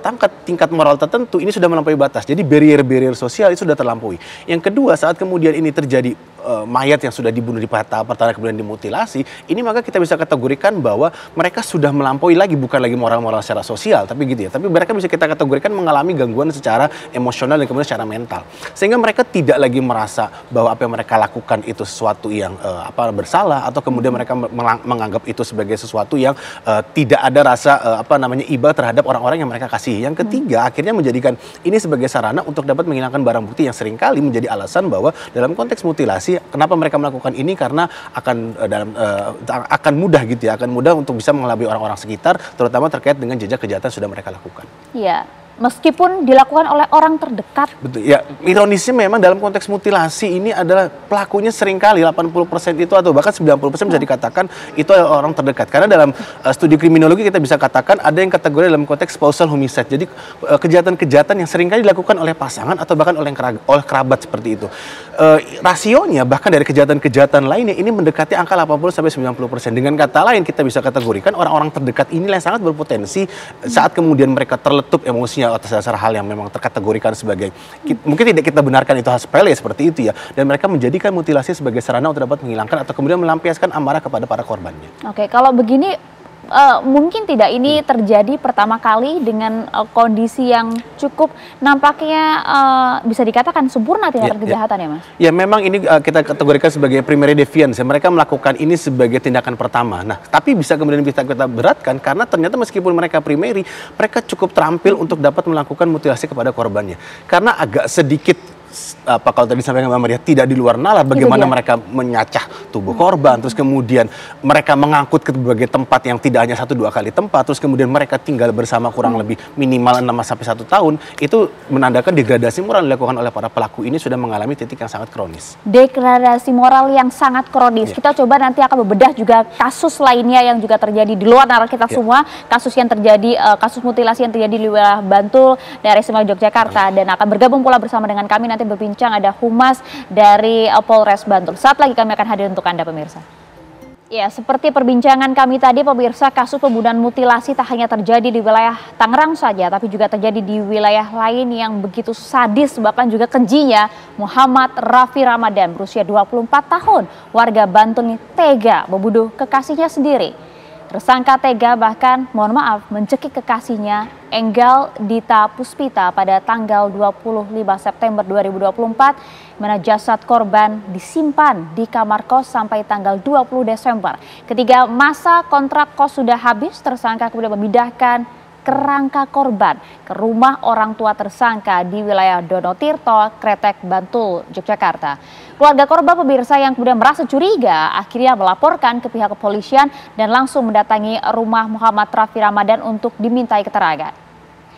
Menariknya, saat dimintai keterangan, Rafidi mengakui semua perbuatannya yang kemudian telah menghabisi nyawa pacarnya sendiri. Tersangka saat ini kemudian ditahan di Mapolres Bantul untuk mempertanggungjawabkan perbuatannya.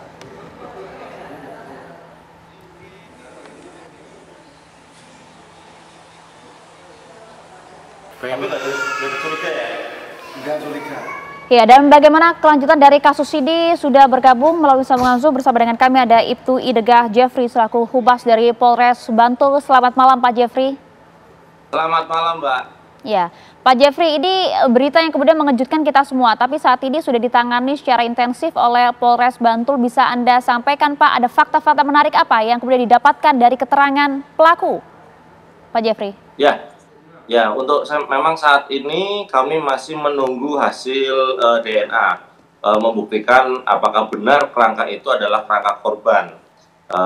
Kalau untuk fakta-fakta baru adalah jadi tidak ada kecurigaan dari pihak keluarga karena pihak keluarga itu masih mengirimkan pesan yang ternyata yang membalas itu adalah pelaku. Di sini memang pada saat itu pelaku itu menjual HP korban namun masih menguasai nomor telepon dan media sosial dari korban. Jadi di sini yang akhirnya membuat banyak orang itu tidak curiga atau masih menganggap korban itu masih ada. Namun ketika kemarin ada salah satu rekan korban yang memang mencurigai tidak terlihat tapi untuk kendaraannya masih gunakan pacar dan melaporkan atau mengadu ke anggota Polres Bantul yang akhirnya kita melakukan penyelidikan. Kami juga sebenarnya terkejut Mbak ketika awalnya kita tidak menyangka adanya terjadi seperti itu ketika kita mulai penyelidikan dan ternyata dari pelaku langsung mengakui telah membunuh. Di situ kami langsung menyelidiki dan pelaku pun menunjukkan adanya kerangka manusia yang ada di dalam kamar. Iya, baik. Kalau kemudian dari informasi yang didapat dari pelaku ini kan dilakukan TKP-nya betul berada di tempat kos tersebut ya Pak ya? Bisa diceritakan kronologi singkat pada saat kejadian seperti apa Pak Jeffrey? Iya, ini kan kos-kosan yang memang dikontrak pelaku satu rumah yang ada sekitar 4 kamar Mbak. Di sini memang pelaku itu kan orang tuanya sudah pisah. Nah pelaku ini tinggal sama ibunya ngontrak di kos-kosan tersebut.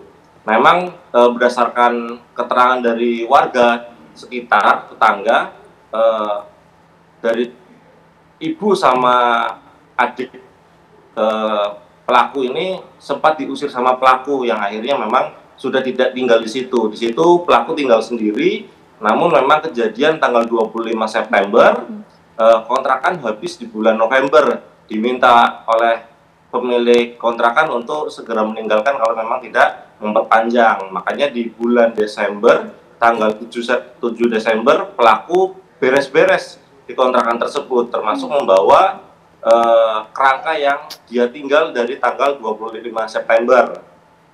Waktu mau membereskan memang kerangka tersebut jenazah itu sudah berbentuk kerangka yang dibawa oleh pelaku ke kos-kosan baru yang ada di Condong Catur Sleman. Dari tanggal 7 sampai tanggal 20 dan tanggal 20 ini dibawa lagi ke sebuah losmen yang ada di Kaliurang yang pelaku ini membersihkan kerangka tersebut yang kemudian membawa pulang ke rumah ayahnya yang ada di Kretek. Iya. Pak Jeffrey, dalam kurun waktu yang selama itu bahkan juga TKP-nya kan berada di tempat kontrakan dengan beberapa kamar kos ya. Nggak ada yang curiga Pak. Mengapa itu bisa terjadi Pak Jeffrey? Ya, tidak ada yang curiga Pak. Memang untuk lokasinya itu kan kontrakan itu tidak ada di pinggir jalan persis Pak. Itu kan memang ada kayak lapangan gitu ya. Nah itu untuk di gambarnya itu kan ada lapangan yang memang itu rumahnya ada di paling pojok. Jadi memang tidak ada kecurigaan dan ditambah tetangga sebelahnya juga pekerja, tapi memang dari warga mengenali si anak ini atau si pelaku. Oke, Pak Jeffrey. Dan adanya perempuan sekitar maghrib untuk mencari makan bersama. Pak Jeffrey, betul tidak informasi yang kami dapatkan gitu ya? Tak hanya sampai kemudian dihilangkan nyawanya, bahkan kemudian juga dimutilasi, tapi korban juga kemudian dibumbui Pak, agar kemudian untuk menghilangkan aroma bau busuk dari jenazah tersebut, betul demikian? Tidak ada Mbak, tidak ada.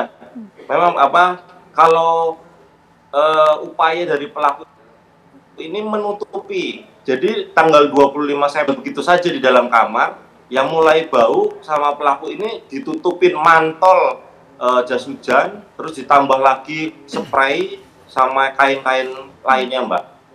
Oke, kalau melihat dari rekam jejak kriminal pelaku ada, Pak? Tidak ada, Mbak, tidak ada. Oke, baik. Kalau kemudian dari pengakuan pelaku, dari mana kemudian dia mendapatkan pikiran begitu ya, atau kemudian kita bisa sampaikan inspirasi melakukan tindakan kejahatan sekeji ini kepada orang terkasih, Pak Jeffrey? Ya, pengakuan pelaku ini memang spontan, Mbak. Karena memang kejadiannya itu kan terjadi di dapur, di mana awalnya korban ini kan menggoreng bakso, yang kemudian baksonya gosong. Korban ini marah kepada pelaku, di mana pelaku itu harusnya bisa membantu membalikan, karena pelaku ini lagi cuci piring di sebelah dapur. Nah, karena pelaku ini dipukul oleh korban menggunakan sapu sebanyak 5 kali, yang akhirnya membuat pelaku ini marah dan spontan mencekik, Mbak. Sesimpel itu paling tidak permasalahannya ya, Pak. Pelaku pun juga terbilang masih cukup muda. Keseharian pelaku seperti apa? Profesi dan lain-lain, Pak Jeffrey?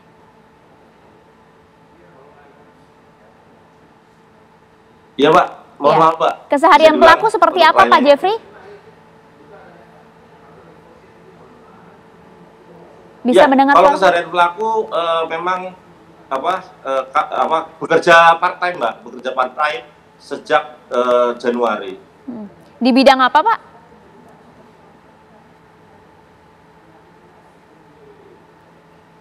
Pak Jeffrey? Oke. Di toko sepatu, Mbak. Toko sepatu. Di toko sepatu. Pelaku bekerja di toko sepatu. Baik. Iya, terima kasih banyak Humas Polres Bantul Pak Ibtu Ideka Jeffrey atas keterangannya bersama kami. Nanti kami akan tunggu bagaimana kelanjutan dari proses penyidikan yang dilakukan oleh Polres Bantul. Selamat malam Pak Jeffrey. Selamat malam. Cukup miris kalau kita dengar bagaimana kemudian kelanjutan dari kasus ini, Mas Luki. Dilakukan secara spontan, bahkan tidak ada jejak kriminal, perilaku pelaku pun kesehariannya juga cukup normal, bekerja secara part-time di toko sepatu. Apa yang terjadi, Mas? Ya, memang kalau kita ngelihat dari kedua pelaku ini memang ada beberapa hal yang bisa kita gradasi bahwa memang mereka kesamaan. Yang pertama kita alamin selain memang mereka memiliki kecenderungan secara psikologis, yang pertama kita kategorikan sebagai social burnout. Rata-rata adalah pelaku seperti ini memiliki pekerjaan yang seringkali belum dikategorikan sebagai pekerjaan yang cukup mapan seperti itu. Jadi mereka tidak memiliki bagaimana upaya untuk bisa memenuhi kebutuhannya. Di sisi lain, jika mereka tidak bisa melakukan pekerjaan, maka mereka akan sangat mudah untuk tersinggung. Yang kedua adalah bagaimana kemudian dari kedua pelaku ini bisa kita lihat juga mereka memiliki di usia rentang usia itu yang nggak jauh beda gitu. Jadi masih di rentang usia produktif, tapi ironisnya adalah mereka tidak memiliki kegiatan yang cukup produktif juga. Jadi saat mereka terstimulus oleh hal yang bersifat kecil, terutama ada yang berkaitan dengan hal-hal apakah kemudian rumah tangga, domestic violence seperti itu, atau bahkan dalam konteks pekerjaan, mereka akan sangat mudah untuk tersinggung.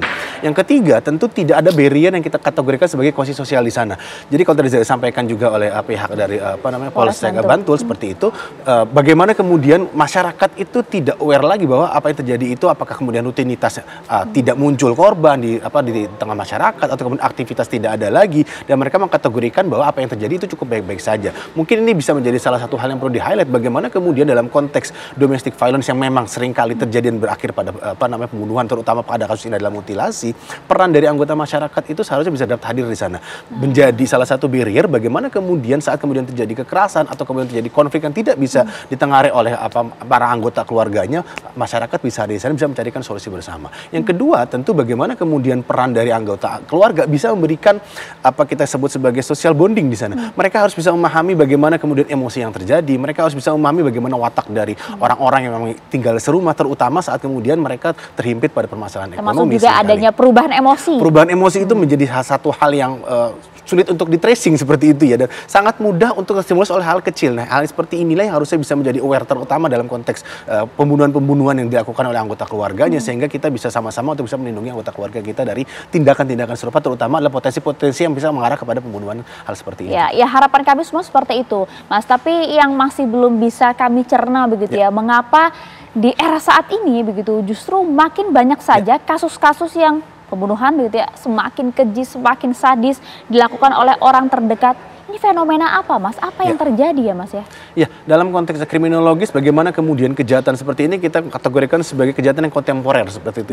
Jadi tidak ada pola yang memang bersifat baku, tapi di sisi lain adalah akhirnya bersifat menular seperti itu.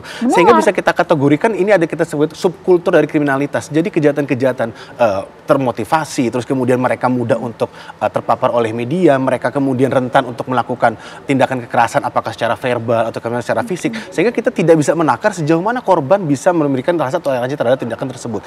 Sehingga apa yang kemudian feedback yang dilakukan oleh korban atau kemudian korban yang awal seperti itu atau kemudian menjadi orang pelaku itu suatu hal yang sangat di luar dugaan kita, cenderung bahkan mengarah pada kekerasan yang berakhir pada pembunuhan. Itu yang pertama.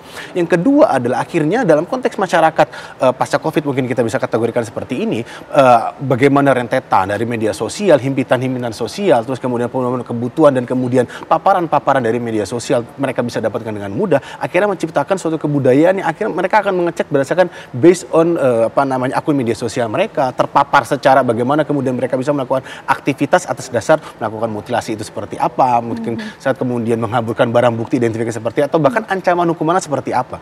Yang ketiga tentu akhirnya bisa menjadi early warning juga bagaimana akhirnya peran keluarga menjadi dalam tanda kutip runtuh seperti itu. Saat kemudian tadi juga disampaikan oleh Pak Jeffrey tadi juga disampaikan keluarga yang terpisah, terus kemudian rasa emosional yang bagaimana tumbuh kembang saat mereka anak, karena cenderung dalam konteks mutilasi mereka memiliki career of deviance di sana. Jadi bagaimana mereka sudah terprofiling mengalami korban dari kekerasan, mengalami bagaimana kemudian keluarga yang tidak cukup baik-baik saja atau bahkan mengalami himpitan-himpitan ekonomi yang mereka seharusnya bisa menjadi orang yang berperan di sana. Tapi kemudian menjadi salah satu hal yang sangat ironis saat dilampiaskan, saat mereka tidak bisa memenuhi ekspektasi tersebut melakukan tindakan mutilasi, terutama adalah orang-orang yang memang harusnya mereka lindungi dalam konteks sosial tersebut. Orang-orang yang mereka harus lindungi justru kemudian kejadian saat dan juga keji ini kita rasakan bersama. Tentu kami TV One juga memberikan rasa duka cita yang dan juga bela sungkawa yang sedalam-dalamnya kepada anggota keluarga yang ditinggalkan. Terima kasih banyak Mas Luki atas waktunya bersama dengan kami. Harapan kami sih kami tidak kemudian mengundang Mas Luki kembali dengan membahas kasus yang sama ya Mas, agar kasus ini tidak kembali terulang. Sekali lagi terima kasih banyak Mas Luki. Pemirsa, kami akan kembali untuk Anda dengan beragam informasi menarik di Apa Kabar Indonesia Malam, termasuk juga pemudik yang menggunakan jasa penyeberangan ke Pulau Sumatera melalui Pelabuhan Merak, Kota Cilegon, Banten meningkat sebesar 56% pada H-8 Hari Raya Idul Fitri 2025. Informasi selengkapnya untuk Anda di Apa Kabar Indonesia Malam sesaat lagi. Anda kembali di Apa Kabar Indonesia Malam, pemirsa. Informasi untuk Anda di mana Kamar Dagang Indonesia bersama dengan Badan Pangan Nasional dan pemerintah Kota Bekasi menggelar operasi Pasar Murah. Kegiatan ini dalam rangka untuk menstabilkan harga pangan khususnya jelang Hari Raya Idul Fitri. Pasar murah kali ini pemirsa dihadirkan di sejumlah wilayah. Kalau kita lihat ini untuk menstabilkan harga pangan khususnya jelang Hari Raya Idul Fitri.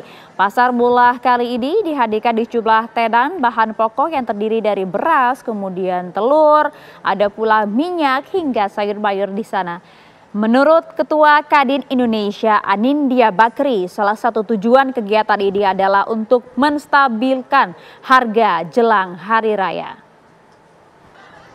Selain itu, Anindya juga sempat menjelaskan bahwa operasi pasar murah ini menjadi salah satu langkah yang dilakukan Kadin dalam memperkuat ketahanan pangan sesuai dengan arahan Presiden Prabowo Subianto. Langkah Kadin dalam upaya menstabilkan harga dengan operasi pasar murah mendapatkan apresiasi dari Bappenas. Hal tersebut merupakan cara yang tepat tentunya untuk menggabungkan antara hulu dan hilir yang sesuai dengan harapan Presiden untuk menjadikan harga yang baik.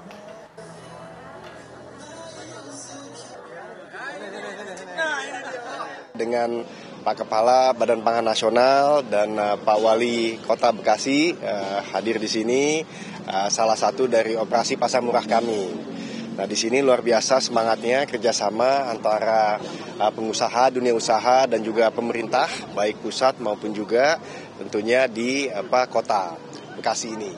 Dan yang saya lihat di sini antusiasmenya luar biasa. Tadi ibu-ibu terutama ya, bapak-bapak juga ada, sudah antri dari pagi hari sehingga kita juga harus cepat-cepat acaranya. Tapi lihat di sini memang tujuannya sangat mulia. Pertama, untuk menstabilkan harga pangan yang sangat dibutuhkan di akhir bulan Ramadan, dan ini nantinya kan akan memberikan daya beli semakin banyak bisa digunakan buat yang lain, yang produktif. Dan yang kedua, juga memberikan UMKM untuk bisa berpartisipasi dalam perekonomian langsung. Dan tadi saya lihat juga banyak sekali petani-petani, peternak-peternak milenial yang sudah hadir memperkuat di Kadin, dan ini sesuai juga dengan arahan Pak Presiden untuk memperkuat ketahanan pangan. Informasi tentu yang Anda tunggu juga pemirsa, di mana pemudik yang menggunakan jasa penyeberangan ke Pulau Sumatera melalui Pelabuhan Merak, Kota Cilegon, Banten meningkat 56% pada H-8 Hari Raya Idul Fitri 2025. Seperti yang Anda lihat pemirsa, pemudik yang akan menyeberang ke Pulau Sumatera dari Pulau Jawa melalui Pelabuhan Merak di Kota Cilegon, Banten nampaknya semakin meningkat saja, bahkan peningkatannya pun juga signifikan. Dibandingkan dengan periode yang sama pada tahun 2024, volume pemudik saat ini tercatat naik 56% atau lebih dari 123.000 orang yang telah menyeberang ke Pulau Sumatera. Selain peningkatan dari sisi penumpang, ini nampaknya lonjakan pemudik juga terjadi pada kendaraan yang diangkut oleh kapal. Terdapat 29.000 kendaraan yang telah menyeberang ke Pulau Sumatera dari Pulau Jawa. Pemudik di Pelabuhan Merak akan terus mengalami peningkatan. Selain itu, Pelabuhan Merak juga akan tetap melayani truk yang membawa logistik bahan pokok dan bahan darurat untuk kebencanaan pemirsa. Meskipun mulai Senin esok, kendaraan besar sudah dibatasi.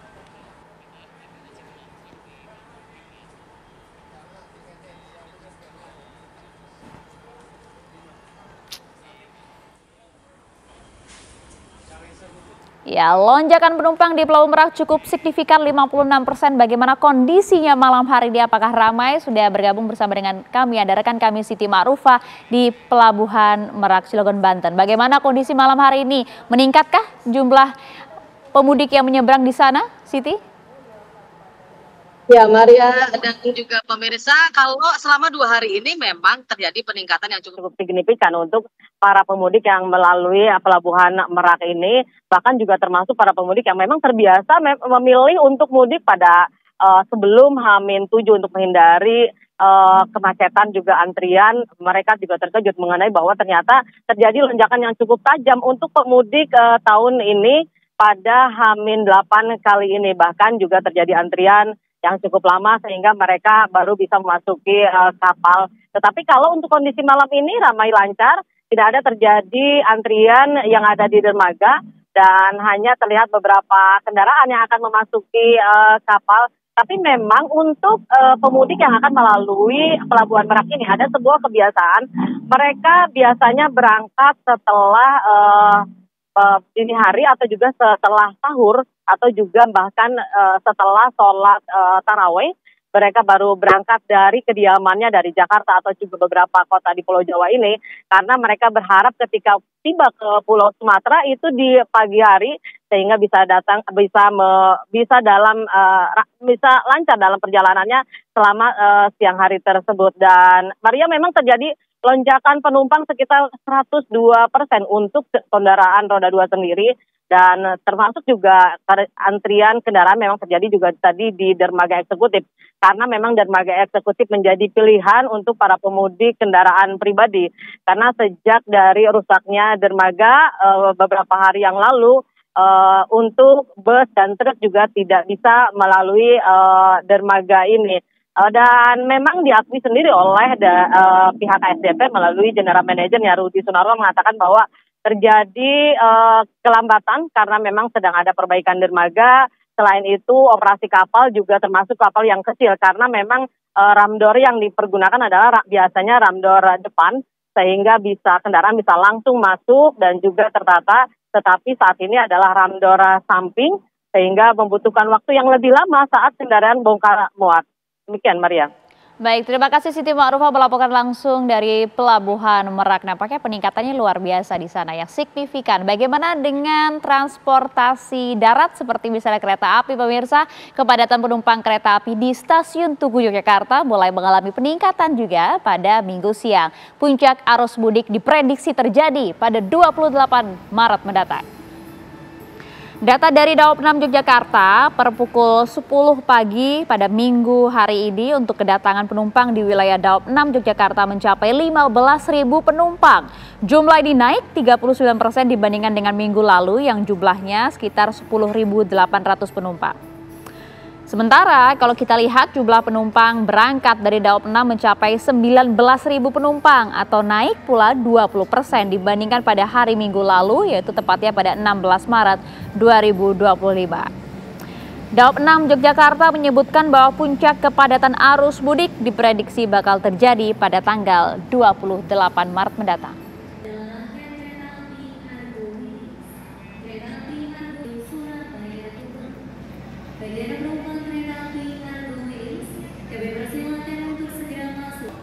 Kita sudah pantau jalur laut, jalur darat juga sudah. Bagaimana dengan jalur udara? Ini pergerakan penumpang di Bandara Soekarno-Hatta, Tangerang juga terus mengalami peningkatan. Jika dibandingkan hari biasa, jumlah penumpang pun naik 10%.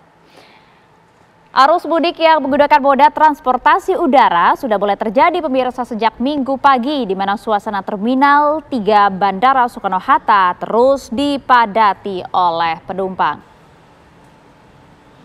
Hal itu pemirsa terlihat di antrian counter check-in, misalnya Anda saksikan saat ini di mana penumpang didominasi oleh pemudik yang akan merayakan Hari Raya Idul Fitri di kampung halaman mereka. Pengelola Bandara Soekarno-Hatta mencatat bahwa tren peningkatan jumlah penumpang sudah terjadi bahkan sejak hari kemarin, di mana hari ini naik sekitar 10% dengan jumlah 133.000 penumpang.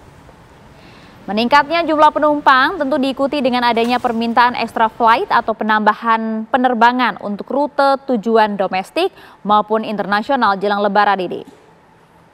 Pengelola Bandara Soekarno-Hatta memprediksi bahwa puncak arus mudik Lebaran akan terjadi pada 4 hari jelang Hari Raya Idul Fitri.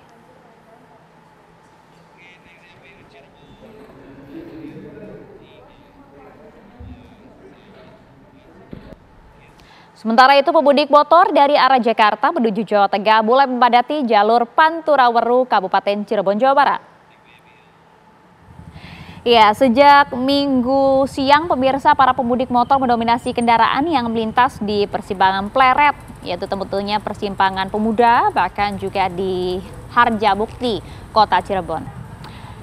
Kepadatan pemudik motor bahkan terjadi di Simpang Weru di Kabupaten Cirebon, pemirsa, di mana para pemudik tersebut ini menuju kota-kota di wilayah Jawa Barat dan juga di Jawa Tengah. Kepadatan pemudik motor akan terus terjadi, informasinya hingga 1 hari jelang Lebaran.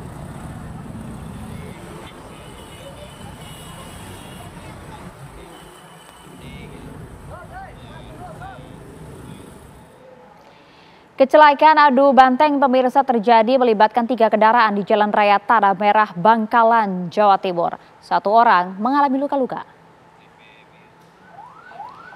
Yang Anda saksikan ini adalah suasana kejadian kecelakaan beruntun yang melibatkan 3 kendaraan sekaligus di Jalan Raya Tanah Merah pada Minggu siang. Kecelakaan beruntun ini pemirsa berawal dari adanya sebuah mobil mewah yang kemudian sempat melaju dengan begitu cepatnya menabrak sepeda motor yang baru saja keluar dari SPBU. Hingga kemudian akhirnya terjadi sebuah kecelakaan beruntun yang menabrak mobil pickup box dan juga terguling sejauh 3 meter dari tempat kejadian. Ini adalah kondisi kendaraan yang hancur akibat kecelakaan beruntun tersebut. 1 orang informasinya mengalami luka-luka dan kemudian dilarikan ke rumah sakit terdekat.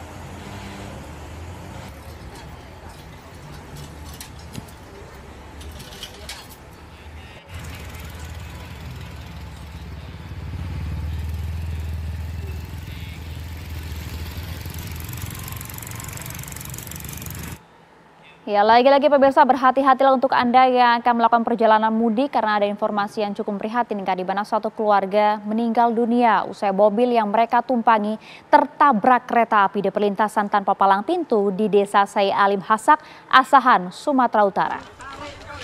Bang, api bang, bensin itu bang.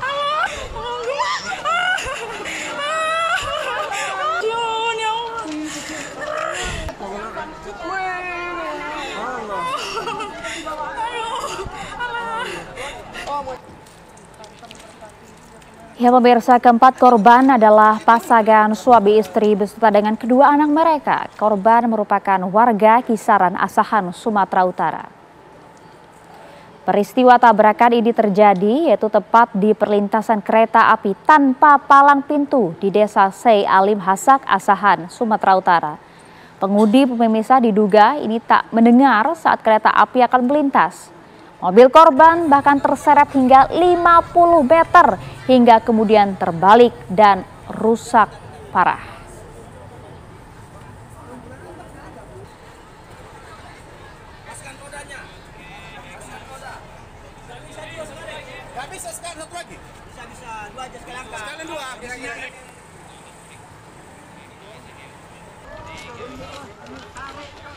Bang, api bang, bensin itu bang. Sementara itu, tanah longsor menutup akses jalan Trans Sulawesi yang menghubungkan Kabupaten Poso, Sulawesi Tengah dan Kabupaten Luwu Timur di Sulawesi Selatan. Akibatnya pemirsa, akses jalan ini lumpuh total selama beberapa hari membuat ratusan kendaraan pemudik justru terjebak kemacetan panjang di Mangkutada, Sulawesi Selatan. Pemerintah Kabupaten Luwu Timur, pemirsa, kemudian mengerahkan sedikitnya begitu ya, ada 2 alat berat eskavator untuk bisa memindahkan material longsor dan kemudian juga tentunya membuka akses jalan yang tertutup longsor. Lagi-lagi pemudik kemudian terjebak kemacetan panjang akibat adanya limpahan longsor tersebut. Pemindahan material longsor ini berlangsung cukup lama karena terdapat ada sebuah batu besar pemirsa yang kemudian sulit dipindahkan bahkan menggunakan alat berat. Seluruh kendaraan yang melintas, khususnya truk bermuatan besar, ini dihimbau untuk bisa berhati-hati, mengingat pemirsa masih adanya potensi terjadinya longsor susulan. Sekali lagi ini menjadi kewaspadaan untuk kita semua pemirsa, jangan sampai kemudian hal-hal yang tidak diinginkan dalam perjalanan mudik kita menuju ke kampung halaman, berjumpa dengan sanak saudara, ini kemudian harus terhambat.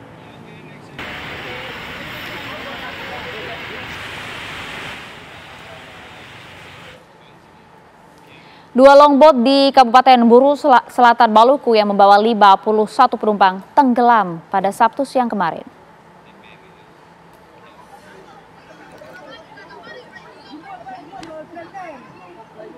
Seperti Anda saksikan pemirsa, kepanikan sempat terjadi saat warga di 2 desa, yaitu Desa Waifusi, Kecamatan Mamrole, dan Desa Mepa melihat insiden sebuah longboat yang mengalami tenggelam di perairan pesisir pantai.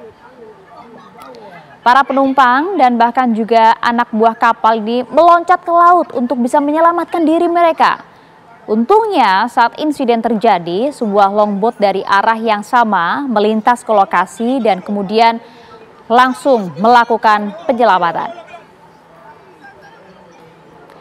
Seluruh penumpang dan anak buah kapal pemirsa informasinya berhasil diselamatkan, namun longboat Gloria yang tenggelam dihantam gelombang tinggi tersebut saat melintasi perairan Tanjung Desa Mepa bernasib berbeda. 27 penumpang berhasil diselamatkan, namun 1 korban dinyatakan hilang. Hingga saat ini aparat kepolisian Polres Buru Selatan masih terus melakukan pencarian terhadap 1 korban yang dinyatakan hilang tersebut.